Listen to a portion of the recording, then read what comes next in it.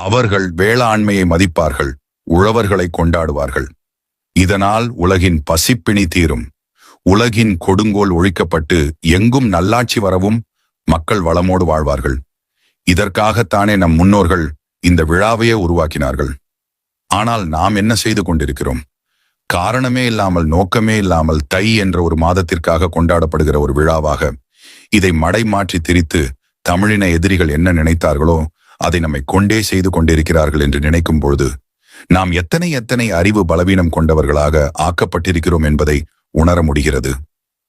இன்று வெகு ஜனங்கள் வாய் வழியாக தைப்பொங்கல் என்று சொல்வதை தாங்களும் பின்பற்றி கொண்டிருந்தாலும் தமிழ் என்றும், தமிழர் என்றும், வேளாண்மை காப்போம் என்றும், உழவர்களை போற்றுவோம் என்றும் இயக்கங்களும் அமைப்புகளும் வைத்து நடத்தி கொண்டிருப்பவர்கள் அனைவருமே ஒட்டுமொத்தமாக பாமரர்களைப் போலவே இயங்கினால் இந்த நாட்டில் மக்களை நல்வழிப்படுத்தும் செயல்பாடுகளை யார் செய்வார்?